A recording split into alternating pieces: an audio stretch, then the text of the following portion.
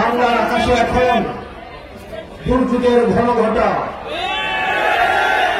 বাংলাদেশকে নিয়ে বিদেশে বসে ষড়যন্ত্রের ঘনঘটা। প্রিয় ঝিনাইদহবাসী, গত জুলাই আগস্টে হাসিনা নির্দেশ দিয়েছিলেন এই শিক্ষার্থীদের উপরে তোমরা লেখার বুলেট দিয়ে পাখির মতো করে ভোট ঝাঁঝরা করে দাও। হাসিনা এখন গন কেস, আওয়ামী লীগের চ্যাপ্টার ক্লোজ। আওয়ামী লীগ এমন ভাবে পালিয়েছে, আওয়ামী লীগের পতিত প্রেতাত্মারা ভারতে বসে, লন্ডনে বসে বাংলাদেশের বিরুদ্ধে যতই বিষোদ্ধার করুক, Awami League will never come back. প্রিয় ঝিনাইদহবাসী, কিন্তু আমাদের শঙ্কার জায়গাটা আওয়ামী লীগকে যারা আশ্রয় দিচ্ছে, হাসিনাকে যারা প্রশ্রয় দিচ্ছে, এই মধ্য এশিয়ায় যারা স্থিতিশীল পরিবেশ তৈরি করছে, ভারত হচ্ছে আমাদের শঙ্কার জায়গা। এই মধ্য এশিয়ায় অস্থিতিশীল পরিবেশ তৈরি করছে ভারত। প্রিয় ঝিনাইদহবাসী, ভারত ইতিমধ্যে safe house of the terrorist হিসেবে পরিচিত হচ্ছে। হাসিনা একটা টেররিস্ট, ছাত্রী হচ্ছে টেররিস্ট। সুতরাং তাদেরকে যারা আশ্রয় দিবে তারা হচ্ছে safe house of the terrorist. গুজরাটের কসাইনদী, আপনি যদি সেফ হাউস না হয়ে থাকেন টেররিস্টদের, তাহলে শেখ হাসিনাকে বাংলাদেশে পুশিং করুন। আমরা বাংলাদেশের জনগণ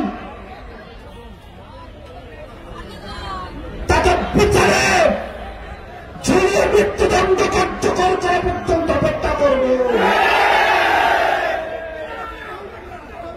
প্রিয় ঝিনাইদহবাসী, আমাদের পরবর্তী যে যুদ্ধটা, সেটা হচ্ছে বাংলাদেশ বিনির্মাণের যুদ্ধ।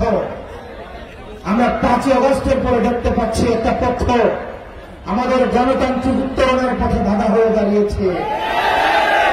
তারা নির্বাচন পিছানোর জন্য পায়তারা করছে, তারা নির্বাচন পিছিয়ে দিচ্ছে।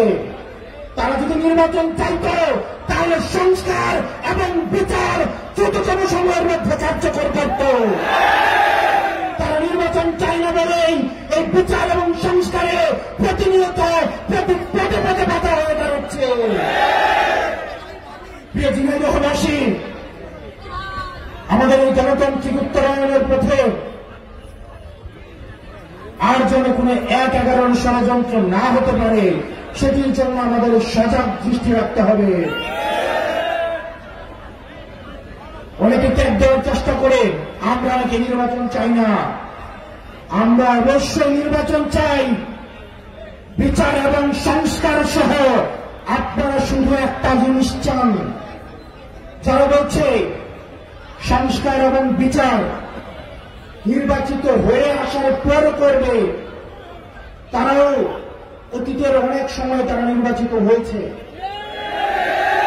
সরকার পরিচালনা করেছেন। এই সরকার পরিচালনা করার পরেও এই ছাত্ররা কিন্তু সংস্কারের জন্য রাস্তায় নেমে আসতে বাধ্য হয়েছে।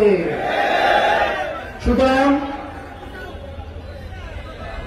নির্বাচিত হয়ে আসার পর কেউ সংস্কার করবে নাকি করবে না, আমরা ভবিষ্যতের অনিশ্চয়তা থেকে আমরা বর্তমানে নিশ্চয়তাকে আমরা প্রাধান্য দিব।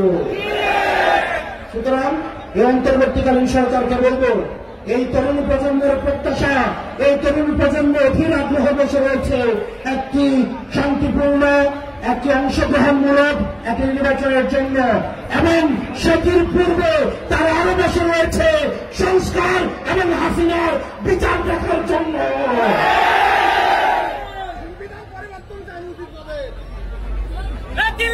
ঝিনাইদহবাসী,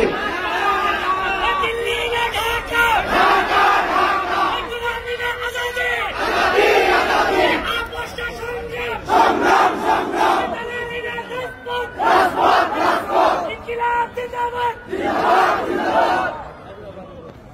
প্রিয় ঝিনাইদহবাসী এবং বিশেষ করে যারা তরুণ প্রজন্ম রয়েছে, আমরা যখন তরুণদের সাথে কথা বলি, তারা বাংলাদেশ নিয়ে একই সাথে সাথে যেমন আশাবাদী, একই সাথে সাথে হতাশ। পুলিশ ভাইয়েরা আপনারা যারা রয়েছেন, 5ই আগস্টের আপনাদের যে ভূমিকা, সেই ভূমিকার দায়ভার কিন্তু আপনাদের নিতে হবে।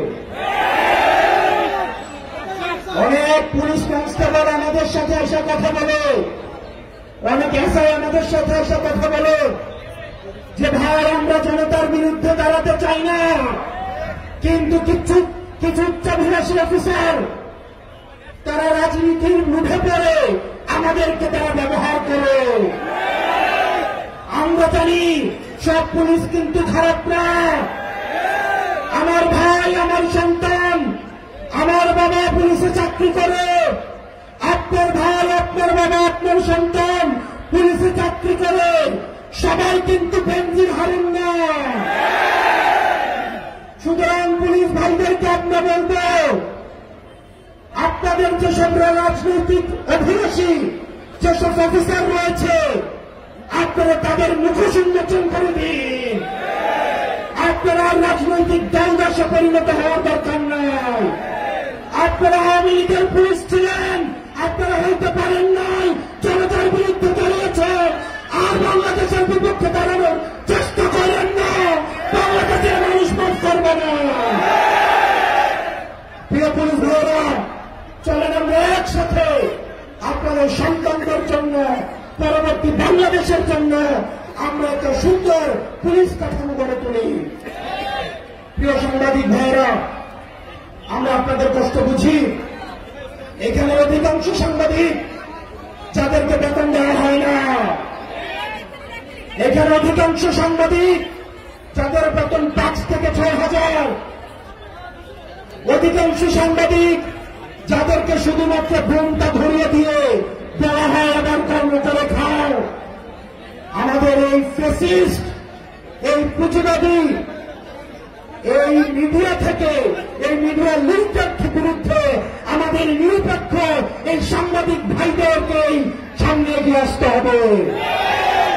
প্রিয় সাংবাদিক ভাইয়েরা, আপনারা আপনার অধিকারের পক্ষে কথা বলেন, আমরা আপনার অধিকারের পক্ষে কথা বলছি, আমরা আপনার মুক্তির কথা বলছি, আমরা আপনার ন্যায্যতার কথা বলছি, আমরা আপনার স্বাধীনতার কথা বলছি।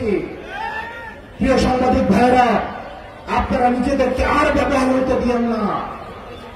কোন সরকার যেন আর আপনাদেরকে নিয়ন্ত্রণ করতে না পারে, আপনার কর্মদাতা প্রতিষ্ঠান যেন আপনাকে আর নিয়ন্ত্রণ করতে না পারে। আপনারা এখন কর্মের জন্য, চাকরির জন্য যেভাবে চুপ হয়ে গিয়েছেন, আপনারা যেন স্বাধীনভাবে আপনারা মতামত প্রকাশ করতে পারেন, আপনাদের ন্যায্য বেতন যেন, ন্যায্য মজুরিটা যেন আপনারা পান, সেজন্য আপনাদেরকে কথা বলতে হবে। প্রিয় প্রশাসনীয় ভাইয়েরা, এই বাংলাদেশটা আপনাদের, এই বাংলাদেশ আপনার সন্তানদের। সব প্রশাসনের অফিসার খারাপ নয়, সব প্রশাসনের অফিসার মতুর নয়।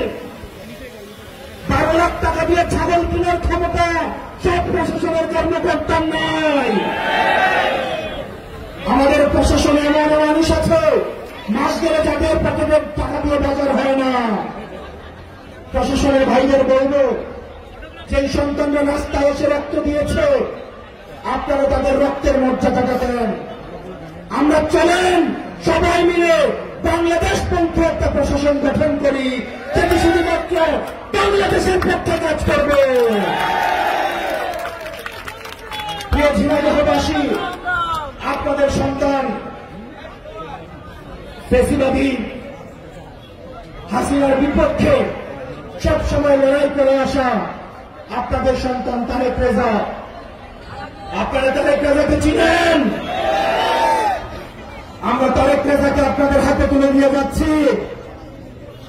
আপনারা তারেক রেজার হাতকে শক্তিশালী করবেন। তারেক রেজার হাতকে শক্তিশালী করার মধ্য দিয়ে ঝিনাইদহের মাটিতে এনসিপির ভূমিকাকে আপনারা শক্তিশালী করবেন। মুসলমান, আমরা দুর্নীতি চাই না, আমরা চাঁদাবাজি চাই না, আমরা লুটপাটের রাজত্ব চাই না। আমরা চাই আমাদের এই বাংলাদেশটা সুখ সমৃদ্ধ একটা বাংলাদেশ গড়ে উঠুক। সেজন্য আমাদের এই লড়াইয়ে আপনারা সবাই আমাদের হাতকে শক্তিশালী করবেন। ইনকিলাব ইনকিলাব ইনকিলাব ইনকিলাব, এনসিপি এনসিপি। আসসালামু আলাইকুম ওয়া রাহমাতুল্লাহি ওয়া বারাকাতুহু।